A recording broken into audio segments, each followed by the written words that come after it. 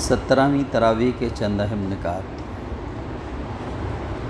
آج کی تراویح میں مکمل 20ویں پارے کی تلاوت کی گئی، جس میں اللہ تبارک تعالیٰ نے سوالیہ انداز میں اپنے بندوں سے سوال کیا ہے کہ اللہ بہتر ہے یا وہ معبود جنہیں لوگ خدا کا شریک بنائے بیٹھے ہیں۔ پھر بناوٹی معبودوں کے متعلق جو لوگ یہ اعتقاد رکھتے ہیں کہ انہیں غیب کا علم حاصل ہے، اس کی تردید کی اور فرمایا اللہ کے سوا آسمان اور زمین میں کوئی غیب کا علم نہیں رکھتا، اور جن دوسروں کے بارے میں یہ گمان کیا جاتا ہے کہ وہ بھی غیب کا علم رکھتے ہیں اور اسی بنا پر انہیں خدائی میں شریک ٹھہرا لیا گیا ہے، ان بیچاروں کو تو خود اپنے مستقبل کی خبر نہیں۔ وہ نہیں جانتے کہ قیامت کی گھڑی کب آئے گی اور کب اللہ تعالیٰ ان کو دوبارہ اٹھا کھڑا کرے گا، اور کیا گزرے گی اس روز جب سور پھونکا جائے گا اور وہ ہول کھا جائیں گے، اور وہ سب جو آسمانوں اور زمین میں ہیں سوائے ان کے جنہیں اللہ ہول سے بچانا چاہے گا، اور سب کان دبائے اس کے حضور حاضر ہو جائیں گے۔ عزیز مصلیان کرام، اللہ تبارک تعالیٰ نے ان آیتوں میں توحید کو دلائل کے ذریعے سے پیش کیا ہے، اور اس کی ضرورت ہمیں اور آپ کو آج کے اس ماحول میں بہت زیادہ ہے۔ صرف اپنے بچوں کو یہ رٹا دینے سے کہ میں گواہی دیتا ہوں کہ اللہ ایک ہے اور اس کے سوا کوئی عبادت کے لائق نہیں ہے، اور محمد صلی اللہ علیہ وآلہ وسلم اللہ کے بندے اور اس کے رسول ہیں، اتنا کافی نہیں ہے آج کے اس ماحول میں، کیونکہ ہر شخص دلیل مانگتا ہے کہ بھائی ہم اللہ کی عبادت کیوں کریں، اللہ کو ایک ہم کیوں مانیں، اور اس کی ضرورت بھی ہے آج کے اس ماحول میں۔ ابھی کل کی خبر ہے کہ اس مبارک مہینے میں 25 بچیاں جو ہے صرف بمبئی اور اطراف کے علاقے سے مرتد ہو کر غیر مسلموں کے گود میں چلی گئی ہیں۔ 25 بچیاں، جس میں سے آپ کا یہ ممرہ سر فہرست ہے، ممرہ کی 4 بچیاں ہیں۔ یہ وہ مبارک مہینہ ہے کہ اس مبارک مہینے میں دوسرے لوگ اس مبارک مہینے سے متاثر ہو کر اسلام قبول کرتے ہیں، اور ایسے میں اگر ہماری بچیاں جو ہے توحید سے منہ موڑ دیں اور شرک کی طرف مائل ہو جائیں اور مشرکوں سے نکاح کر لیں، تو یہ ہمارے لیے جو ہے بہت زیادہ افسوس کا مقام ہے، اور ہم اپنے آپ کو مجرم سمجھتے ہیں کہ گویا ہم نے یا تو ان کی دینی تعلیم میں کوتاہی کی، کمی کی، جس طرح سے وحدانیت کو ان کے دل و دماغ میں بٹھانا چاہیے تھا ہم نہیں بٹھا سکے، اور بہت ساری وجوہات ہیں، جس میں سے ایک بڑی وجہ جو ہے، ایک تو ہمارا مخلوط تعلیمی نظام ہے، اور ساتھ ہی جس طرح سے اللہ تبارک تعالیٰ عورتوں کو صرف اللہ نے مردوں سے پردہ کرنے کا حکم نہیں دیا ہے، بلکہ عورتوں کو عورتوں سے بھی پردہ کرنے کا حکم دیا ہے۔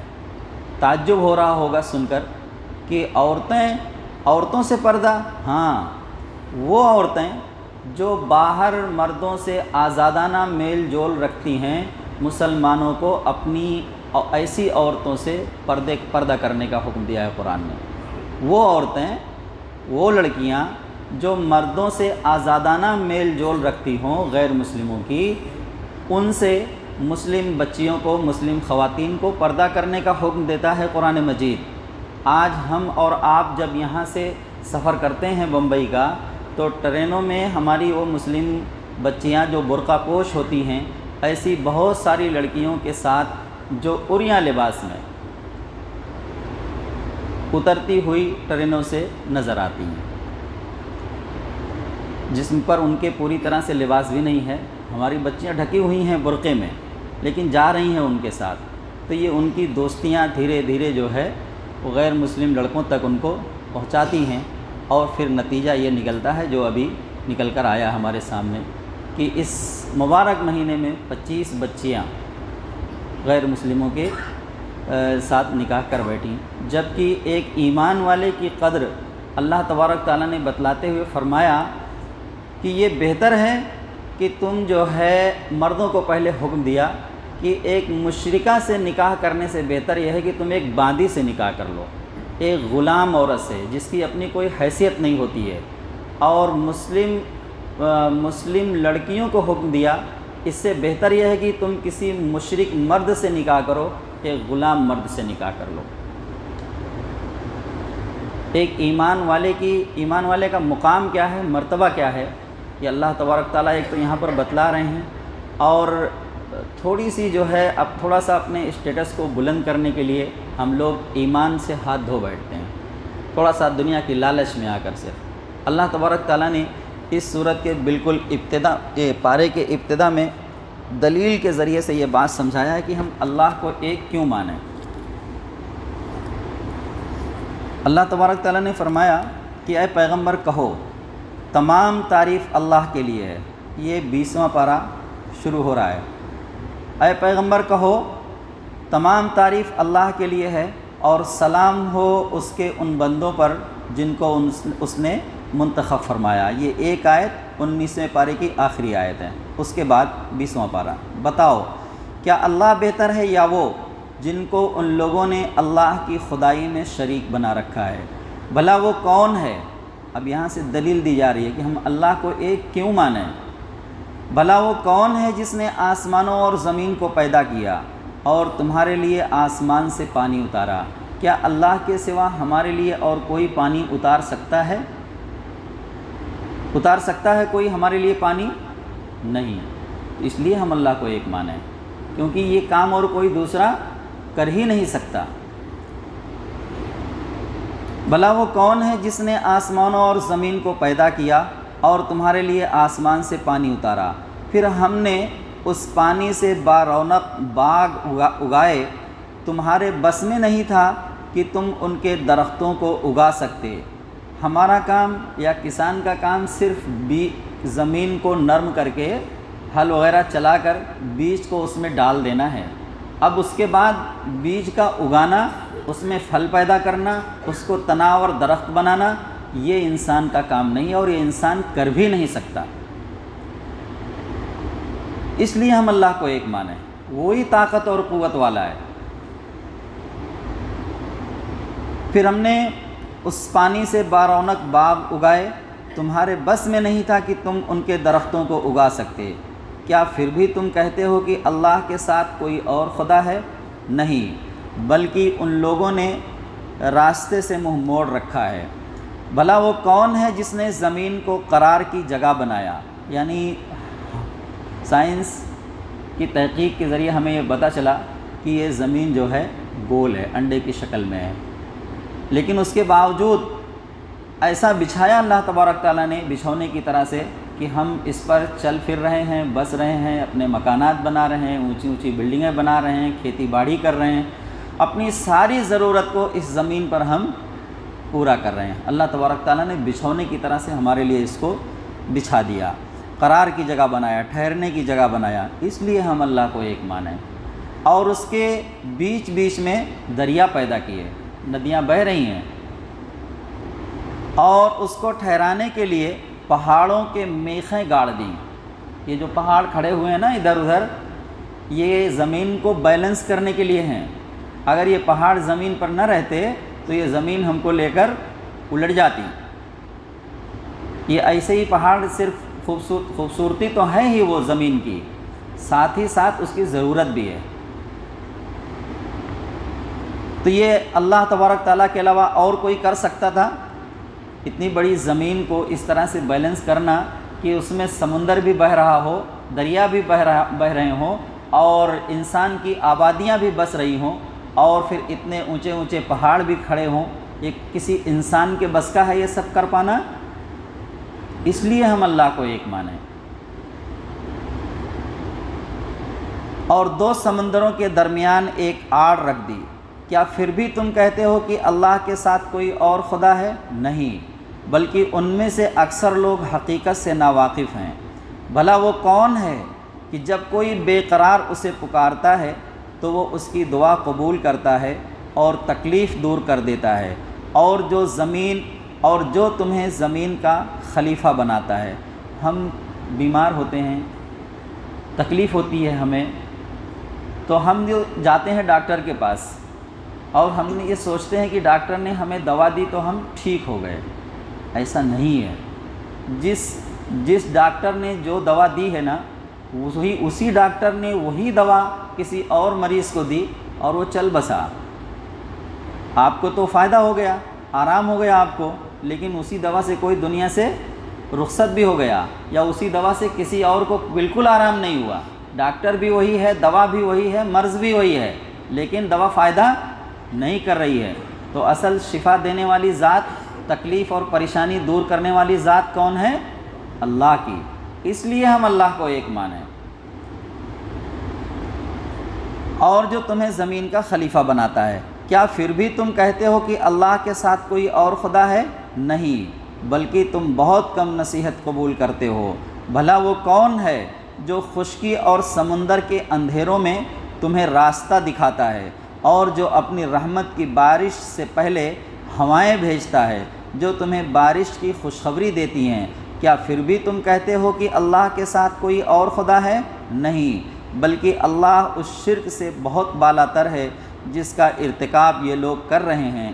بھلا وہ کون ہے جس نے ساری مخلوق کو پہلی بار پیدا کیا، پھر وہ اس کو دوبارہ پیدا کرے گا، اور جو تمہیں آسمان اور زمین سے رزق فراہم کرتا ہے؟ کیا پھر بھی تم کہتے ہو کہ اللہ کے ساتھ کوئی اور خدا ہے؟ کہو، لاؤ اپنی کوئی دلیل اگر تم سچے ہو۔ ہم جو ہے نا، اللہ تبارک تعالیٰ نے تو ساری کائنات پیدا کی، اور ساری کائنات میں جو انسان ہمیں جو دکھائی دے رہے ہیں اس دنیا میں، سب کا پیدا کرنے والا اللہ ہے۔ ہمارے یہاں تو اگر کسی کے یہاں بچے کی ولادت نہیں ہوتی ہے تو میاں بیوی مل کر بھی کچھ کر نہیں پا رہے ہیں، اور اللہ نے اس سارے انسانوں کو پیدا کر کے دکھایا، اسی طرح سے دوبارہ پھر پیدا کرے گا جب وہ گھڑی آئے گی۔ تو جب کوئی کام، اب یہ کام تو کوئی انسان کر نہیں سکتا ہے، اللہ ہی کر سکتا ہے، اس لیے ہم اللہ کو عبادت کے لائق مانتے ہیں اور اسی کی پوجا اور پرستش کرتے ہیں، اس کے ساتھ اس کی ذات اور صفات میں کسی کو شریک نہیں کرتے۔ تو ان دلائل کے ساتھ ہمیں اپنے بچوں کو توحید کی تعلیم دینے کی ضرورت ہے، کہ اگر ان سے کوئی سوال پوچھے کہ بھائی آپ اللہ کو ایک کیوں مانتے ہیں، تو ان کے پاس جواب ہو کہ ہم اللہ کو ایک اس لیے مانتے ہیں کہ اس کے جیسا کوئی ہے ہی نہیں، اس کے جیسا کوئی ہے ہی نہیں، اور یہ دلائل ان کو بتائے جائیں، تو پھر وہ کسی کو جواب بھی دے سکتے ہیں اور اپنا ایمان بچا سکتے ہیں۔ ان سے فرما دیجئے کہ مجھے تو یہی حکم دیا گیا ہے کہ اس شہر یعنی مکہ کے رب کی بندگی کروں جس نے اسے حرم محترم بنایا ہے، اور جو ہر چیز کا مالک ہے۔ مجھے حکم دیا گیا کہ مسلم یعنی فرما بردار بن کر رہوں اور یہ قرآن پڑھ کر سناؤں۔ اب جو ہدایت اختیار کرے گا وہ اپنی ہی فائدے کے لیے، اور جو گمراہ ہوگا ان سے کہہ دیجئے کہ میں تو بس خبردار کرنے والا ہوں۔ سورہ قصص میں ان شبہات اور اعتراضات کو دور کیا گیا ہے جو اہل مکہ نبی صلی اللہ علیہ وآلہ وسلم کی رسالت پر کر رہے تھے، اور ان کے ان بہانوں کو رد کیا ہے جو ایمان نہ لانے کے لیے پیش کر رہے تھے۔ اس غرض کے لیے حضرت موسیٰ علیہ السلام کا قصہ بیان کیا گیا اور چند حقائق ذہن نشین کرائے گئے۔ مثلا جو کچھ اللہ تعالیٰ کرنا چاہتا ہے اس کے لیے غیر محسوس طریقہ پر اسباب و ذرائع فراہم کر دیتا ہے۔ جس بچہ کے ہاتھوں فرعون کا تختہ الٹنا تھا، اللہ نے فرعون کے گھر میں اس کی پرورش کر دی، اور فرعون یہ جان ہی نہ سکا کہ کس کی پرورش کر رہا ہے، خدا سے لڑ کر کون کامیاب ہو سکتا ہے۔ اسی طرح بتایا کہ نبوت کی ذمہ داری بڑے جشن منا کر اور آسمان و زمین میں زبردست اعلان کر کے نہیں دی گئی۔ تم حیرت کرتے ہو کہ محمد صلی اللہ علیہ وآلہ وسلم کو چپکے سے نبوت کیسے مل گئی۔ موسیٰ علیہ السلام کو بھی اس طرح راستہ چلتے ہم نے نبوت دے دی تھی کہ کسی کو کانوں کان خبر نہیں ہوئی کہ آج طور سینا کی وادی ایمن میں کیا واقعہ پیش آ گیا۔ موسیٰ علیہ السلام تو وہاں آگ لینے کے لیے گئے تھے، مدین سے یعنی اپنے سسرال سے واپس آ رہے تھے، اپنے وطن جا رہے تھے۔ رات ہوئی، ٹھنڈک کا احساس ہوا، اندھیرا بھی تھا، گمان یہ ہوا کہ راستہ بھٹک گیا ہوں، روشنی دکھائی دی اور بیوی سے کہا کہ تم یہیں ٹھہرو، میں وہ روشنی کے پاس جا رہا ہوں، وہاں سے راستہ بھی معلوم کر لوں گا، کیونکہ روشنی ہے تو اس بات کا امکان ہے کہ وہاں کوئی انسان بھی ہوگا۔ جاتا ہوں وہاں پر راستہ بھی معلوم کر لوں گا اور وہاں سے کچھ آگ بھی لے لوں گا تاکہ یہ ٹھنڈک جو محسوس ہو رہی ہے کچھ جلا کر آگ سیک وک لیں گے تاکہ یہ ٹھنڈک بھی اس سے بھی بچ جائیں۔ تو اب وہاں آگ لینے کے ارادے سے موسیٰ علیہ السلام گئے اور وہاں پر اللہ تبارک تعالیٰ نے پکارا اور ان کو نبوت سے نوازا گیا۔ بیوی بیٹھی انتظار کر رہی ہے، بیوی کو بھی خبر نہیں ہے کہ شوہر کو نبی بنایا جا رہا ہے۔ تو یہ نبوت کا کام کوئی ڈھول تاشے بجا کر سونپنے کا کام نہیں ہے۔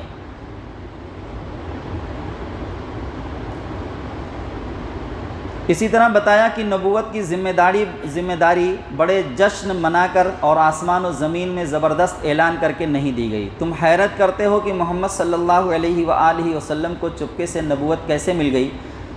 موسیٰ علیہ السلام کو بھی اس طرح راستہ چلتے ہم نے نبوت دے دی تھی کہ کسی کو کان و کان خبر نہیں ہوئی کہ آج طور سینا کی وادی ایمن میں کیا واقعہ پیش آ گیا۔ خود حضرت موسیٰ علیہ السلام بھی ایک لمحہ پہلے نہیں جانتے تھے کہ انہیں کیا چیز ملنے والی ہے۔ وہ آگ لینے گئے اور پیغمبری مل گئی۔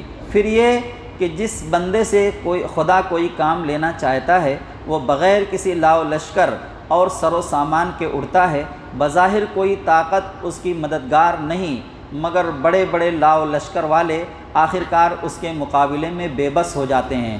آج جو نسبت تم اپنے محمد صلی اللہ علیہ وآلہ وسلم کے درمیان پا رہے ہو، اس سے بھی کہیں زیادہ فرق حضرت موسیٰ علیہ السلام اور فرعون کی طاقت کے درمیان تھا، مگر دیکھ لو کون جیتا اور کون ہارا۔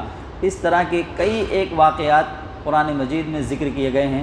حضرت یوسف علیہ السلام بھی تنہا ہی اٹھے تھے، وہ تو ایک غلام کی حیثیت سے لے جا کر مصر میں ان کو بیچ دیا گیا اور پھر اس کے بعد ایک گھناؤنا الزام لگا کر جیل کے اندر قید کر دیا گیا، لیکن محض اپنے بہترین اخلاق اور پاک دامنی کے بل بوتے پر اٹھتے ہیں، علم کی بنیاد پر اور پورے مصر میں چھا جاتے ہیں۔ سیرت ابن ہشام میں ہے کہ ہجرت حبشہ کے بعد جب نبی صلی اللہ علیہ وآلہ وسلم کی بعثت اور دعوت کی خبریں حبش ملک میں پھیلیں تو وہاں سے 20 کے قریب عیسائیوں کا ایک وفد آیا اور نبی صلی اللہ علیہ وآلہ وسلم سے مسجد حرام میں ملا۔ قریش کے بہت سے لوگ موجود تھے۔ وفد نے آپ صلی اللہ علیہ وآلہ وسلم سے سوالات کیے، آپ صلی اللہ علیہ وآلہ وسلم نے جواب دیا اور قرآن کی آیات انہیں سنائیں۔ ان کی آنکھوں سے آنسو جاری ہو گئے اور وہ ایمان لے آئے۔ مجلس برخاست ہونے کے بعد ابو جہل اور اس کے ساتھیوں نے انہیں راستے میں جا لیا، انہیں ملامت کی۔ اس پر انہوں نے کہا تم پر سلامتی ہو، ہم جہالت بازی نہیں کر سکتے۔ یہی تو رحمان کے پسندیدہ بندے ہیں۔ کل کا جو خلاصہ ہمارے مطالعے میں آیا، ہمارے سامنے جو باتیں آئیں، اس میں کل کے خلاصے میں یہ بات واضح ہوئی کہ وعباد الرحمن اللہ کے پسندیدہ بندے ہیں، جس میں سے ان کی صفت یہ بتلائی گئی ہے کہ جب کوئی جاہل شخص ان سے الجھتا ہے، جہالت کی باتیں کرتا ہے، تو وہ کہتے ہیں کہ بھائی سلام کرتے ہیں اور دور نکل جاتے ہیں کہ ہم آپ سے الجھنا نہیں چاہتے، ہم آپ سے الجھنا نہیں چاہتے، جہالت کی باتیں ہم آپ سے نہیں کرنا چاہتے۔ تو ہم سے بھی اگر اس طرح کی جہالت کی باتیں کوئی کرے تو ہمارا بھی کام یہ، حالانکہ یہ بہت مشکل کام ہے، آسان کام نہیں ہے کہ کوئی جہالت پر آمادہ ہو، ہمیں گالی گلوچ دے رہا ہو اور بغیر جواب دیے ہم سلام کر کے اس سے نکل جائیں، یہ بہت زیادہ نفس پر بار پڑنے والا کام ہے، لیکن حکم دے رہا ہے رب ہمارا تو ہمیں اپنانے کی ضرورت ہے۔ جیسے وہ لوگ جو ہے ابو جہل کو یہی جواب دے رہے ہیں کہ ہم آپ کی جاہلانہ باتوں میں الجھنا نہیں چاہتے، سلام ہو دور سے ہی، اور ہم اپنے راستے پر چلتے ہیں، تم اپنے راستے پر جاؤ۔ انہیں ملامت کی، اس پر انہوں نے کہا تم پر سلامتی ہو، ہم جہالت بازی نہیں کر سکتے، ہمیں ہمارے طریقے پر چلنے دو، تم اپنے طریقے پر چلتے رہو، ہم اپنے آپ کو جان بوجھ کر بھلائی سے محروم نہیں کر سکتے۔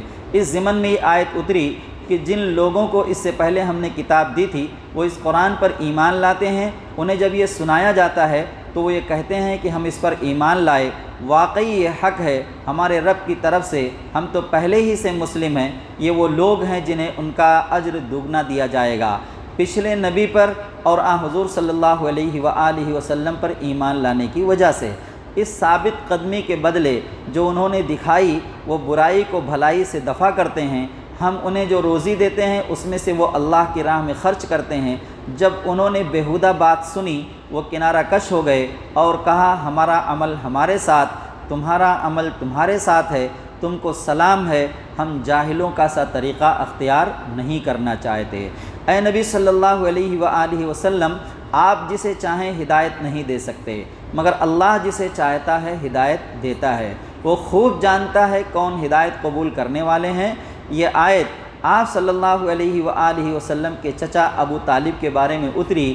ان کا آخری وقت آیا تو حضور صلی اللہ علیہ وآلہ وسلم نے اپنی حد تک انتہائی کوشش کی کہ وہ کلمہ پڑھ لیں، مگر انہوں نے آبائی مذہب پر ہی جان دینے کو ترجیح دی۔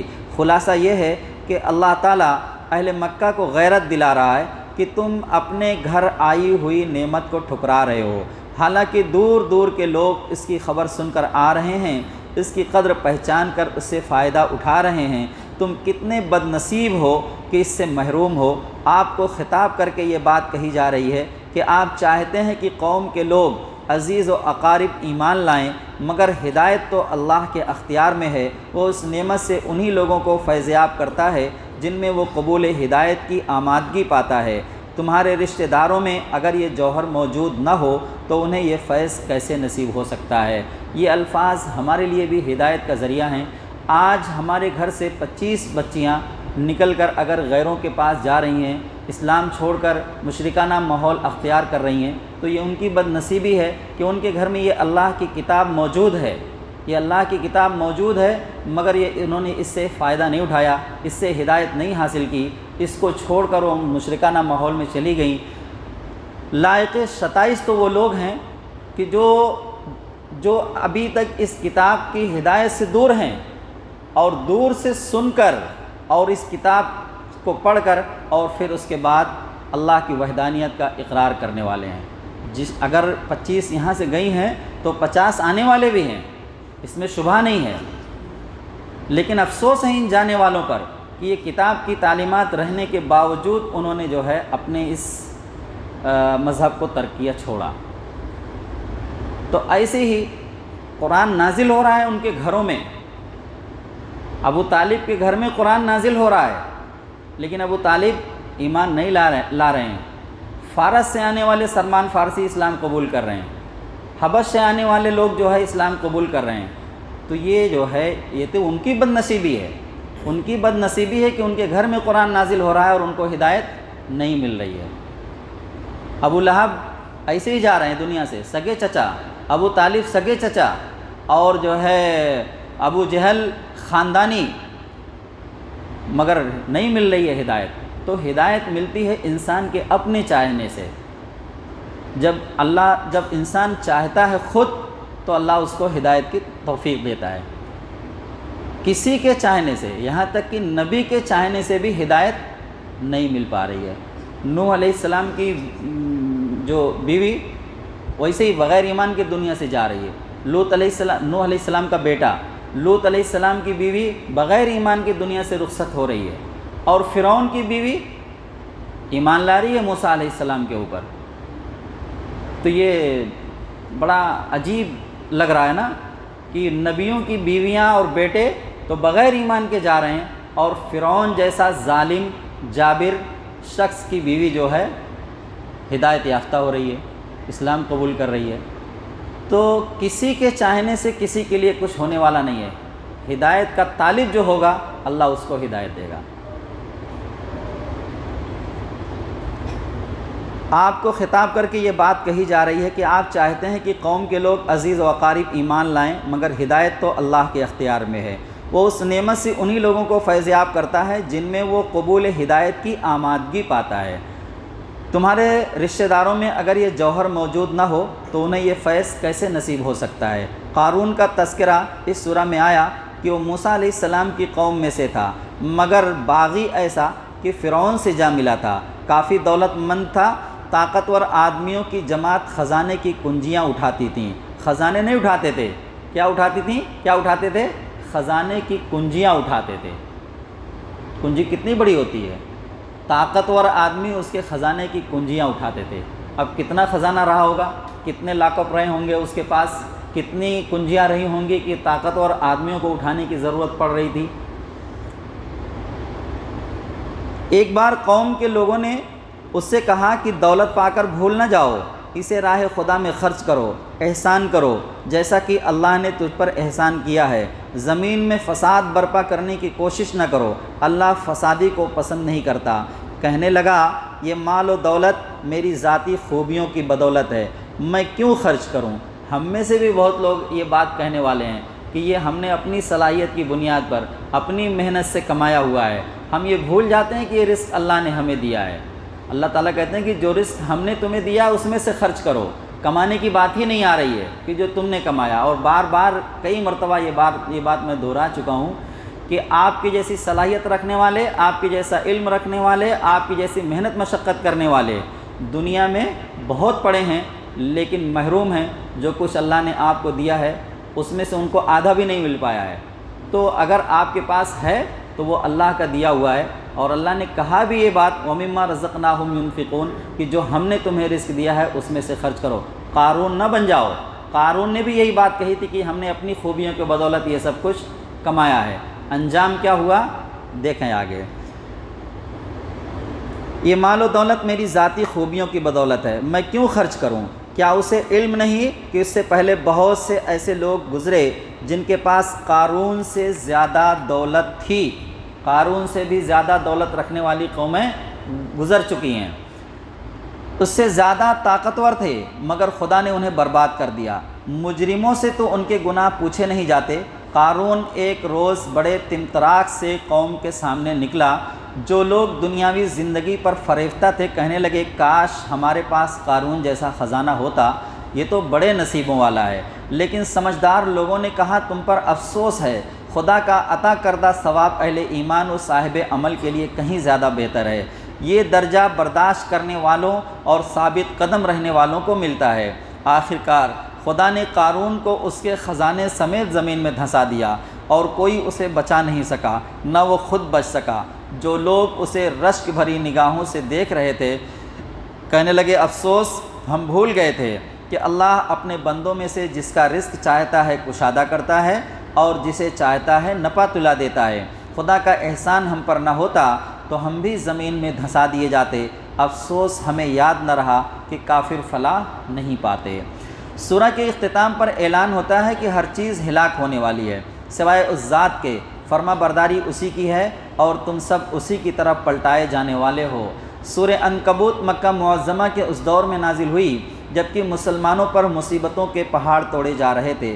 کفار کی طرف سے اسلام کی مخالفت پورے زور و شور سے ہو رہی تھی۔ ان حالات میں اللہ تعالیٰ نے یہ سورہ سچے مومنوں میں عزم و ہمت اور استقامت پیدا کرنے اور دوسرے کمزور ایمان والوں کو شرم دلانے کے لیے نازل فرمائی۔ اس کے ساتھ کفار مکہ کو بھی اس میں سخت تنبیہ کی گئی کہ اپنے حق میں اس انجام کو دعوت نہ دیں جو ہر زمانہ میں حق سے دشمنی کرنے والوں کا ہوتا آیا ہے۔ اس سلسلہ میں ان سوالات کا بھی جواب دیا گیا ہے جو بعض نوجوانوں کو اس وقت پیش آ رہے تھے۔ مثلاً والدین ان پر زور دیتے تھے کہ محمد صلی اللہ علیہ وآلہ وسلم کا ساتھ چھوڑ دو اور ہمارے دین پر قائم رہو۔ جس قرآن پر تم ایمان لائے ہو اس میں تو یہی لکھا ہے کہ ماں باپ کا حق سب سے زیادہ ہے، ان کا کہاں مانو؟ اس کا جواب دیا گیا ہم نے ہی انسان کو ہدایت کی ہے کہ اپنے والدین کے ساتھ نیک سلوک کرے، لیکن اگر وہ تجھ پر زور ڈالیں کہ تم میرے ساتھ کسی ایسے معبود کو شریک ٹھہرائے جسے تم میرے شریک کی حیثیت سے نہیں جانتا تو ان کی اطاعت نہ کرنا۔ اسی طرح اسلام قبول کرنے والوں سے ان کے قبیلہ کے لوگ کہتے تھے کہ عذاب ثواب ہماری گردن پر، تم تو ہمارا کہنا مانو۔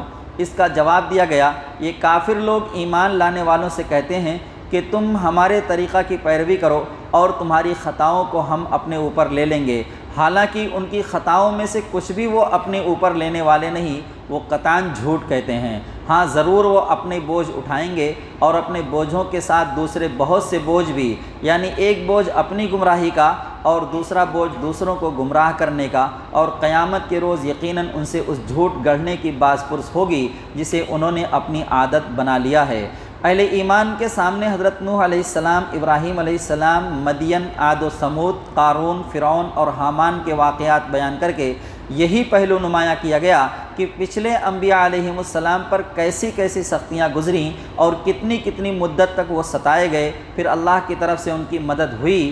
اس لیے گھبراؤ نہیں، اللہ کی مدد ضرور آئے گی، مگر آزمائش کا ایک دور گزرنا ضروری ہے۔ ساتھ ہی کفار مکہ کو بھی ان قصوں کے ذریعے تنبیہ کی گئی کہ اگر خدا کی طرف سے پکڑ ہونے میں دیر لگ رہی ہے تو یہ نہ سمجھ بیٹھو کہ کبھی پکڑ ہوگی ہی نہیں۔ پچھلی تباہ شدہ قوموں کے کھنڈرات تمہارے سامنے ہیں، دیکھ لو کہ آخر کار ان کی شامت آ کر ہی رہی، اور اللہ تبارک تعالیٰ نے ان کو بھی پکڑ ہی لیا۔ بہت زیادہ مدت نہیں گزرنے پائی، 13 سال مدینہ کے اور 13 سال مکہ کے، 1.5 سال مدینہ کے۔ جنگ بدر واقع ہوئی، آج ہی کا دن ہے جنگ بدر کا، آج 17 رمضان المبارک ہے، 17 رمضان کو جنگ بدر واقع ہوئی اور حق اور باطل کا فیصلہ ہو گیا۔ ہمیں بھی جاننا چاہیے، کوئی تو وجہ ہوگی کہ ایک جنگ کا تبصرہ قرآن مجید کر رہا ہے، تو یہ چیز اہمیت کی حامل ہے۔ ہمیں جاننا چاہیے کہ جنگ بدر ہے کیا، کن حالات میں یہ واقع ہوئی اور کیا فیصلہ ہوا، کس طرح کی مدد اللہ تبارک تعالیٰ کی اس طرف سے مسلمانوں کے لیے آئی۔ یہ سب ہمارے اور آپ کے لیے ڈھارس بندھانے کی چیزیں ہیں۔ ایسے ماحول میں آج ہم بھی ہر وقت یہ سوچتے ہیں، یار کیا ہوگا کیا ہوگا کیا ہوگا، یہ سوالات ہمارے دل میں آتے رہتے ہیں۔ تو اگر ہم مومن ہیں تو وہی ہوگا جو مومنوں کے ساتھ ہوا ہے اب تک۔ تو ہمیں اپنے آپ کو اللہ کی طرف لوٹانے کی ضرورت ہے، اور مسئلہ اللہ کے اوپر چھوڑ دینے والی بات ہے۔ اللہ تبارک تعالیٰ نے بھی مومنوں سے یہی کہا تھا کہ مومن بن جاؤ اور اطمینان رکھو۔ اس کے بعد مدد کا وعدہ تو اللہ نے مومنوں سے کر ہی لیا تھا، اسی لیے تو اللہ کے رسول صلی اللہ علیہ وآلہ وسلم نے اللہ تعالیٰ سے دعا مانگی تو ان الفاظ میں مانگی کہ اب وہ مدد بھیج دیجئے جس مدد کا وعدہ آپ نے مومنوں سے کیا ہے، مگر بس شرط یہ ہے کہ ہم مومن بن جائیں اور جانیں جنگ بدر کی تاریخ کو۔ مسلمانوں کو ہدایت کی گئی کہ اگر ظلم و ستم ناقابل برداشت ہو جائے تو ایمان چھوڑنے کے بجائے گھر بار چھوڑ کر نکل جائیں۔ خدا کی زمین وسیع ہے، جہاں خدا کی بندگی کر سکو وہاں چلے جاؤ۔ اور کتنے پیارے انداز میں کہا ہے کہ کتنے ہی جانور ہیں جو اپنا رزق اپنی پیٹھوں پر اٹھائے نہیں پھرتے، اللہ ان کو رزق دیتا ہے، وہی تمہیں بھی دے گا، وہ سب کچھ سنتا اور جانتا ہے۔ جب بات ہجرت کی آتی ہے تو ہمارے ذہنوں میں یہ بات آتی ہے کہ یہ کھیتی باڑی گھر بار جو بڑی محنت مشقت کر کے بنائے ہیں، یہ سب کیسے چھوڑ کر چلے جائیں؟ تو جیسے مکہ والے چھوڑ کر مدینہ چلے گئے ایسے ہی چھوڑ کر چلے جاؤ، ایمان بچا لو، رزق دینے والی ذات اللہ کی ہے۔ اب پرندوں کے ذریعے مثال دی اللہ تبارک تعالیٰ نے کہ وہ اپنا رزق اپنی پیٹھوں پر اٹھائے نہیں پھرتے۔ آج جو ہے مسلمانوں کے لیے ذرا مشکل ہو رہی ہے، ہمارے اس ملک عزیز میں بھی، بہت پیارا ملک ہے ہمارا، لیکن کچھ لوگ ہیں جن کی ذہنیت خراب ہو گئی ہے۔ تو ہمارے ان مسلمانوں کو بھی چاہیے کہ جہاں اکا دکا گاؤں میں پتہ چلا جو ہے کسی گاؤں میں 2 گھر مسلم آبادی بچی ہوئی ہے، کسی گاؤں میں 4 بچی ہوئی ہے، تو وہ اپنا کھیتی باڑی کے چکر میں بیچارے وہاں پھنسے پڑے ہیں، تو ان کو چاہیے کہ وہ ہجرت کر جائیں ان جگہوں پر جہاں ان کی جان بھی محفوظ ہو اور ان کا ایمان بھی محفوظ رہ سکے۔ بہت زیادہ رزق کے تعلق سے پریشان ہونے کی ضرورت نہیں ہے۔ پرندوں کی مثال دے کر اللہ تبارک تعالیٰ نے فرمایا ہے کہ پرندے اپنا رزق اپنی پیٹھوں پر اٹھائے نہیں پھرتے ہیں، تو کیا وہ بھوکے مر جاتے ہیں؟ اللہ ان کو رزق دیتا ہے۔ تو اگر آپ جو ہے اپنا ایمان بچانے کے لیے کہیں سے اپنا گھر بار کھیتی باڑی چھوڑ کر آؤ گے تو اللہ آپ کو ضائع نہیں کرے گا، آپ جہاں جاؤ گے اللہ وہاں بھی رزق دے گا۔ لوگ ہزاروں کلومیٹر ایک سے دوسری جگہ رزق کمانے کے لیے نہیں چلے جاتے ہیں، اور پھر اس کے بعد اللہ تعالیٰ پہلے سے بھی بہتر ان کے لیے سب کچھ کر دیتے ہیں۔ تو صرف اس چھوٹی سے مسئلے کو لے کر پڑے رہنا جہاں ہمارے دین اور ایمان کا ہمارے لیے خطرہ ہو، یہ کسی بھی طرح سے عقل مندی کی بات نہیں ہے۔ 17ویں تراویح کا بیان ختم ہوا۔ اللہ تعالیٰ ہم سب کو قرآن پڑھنے، اس کو سمجھنے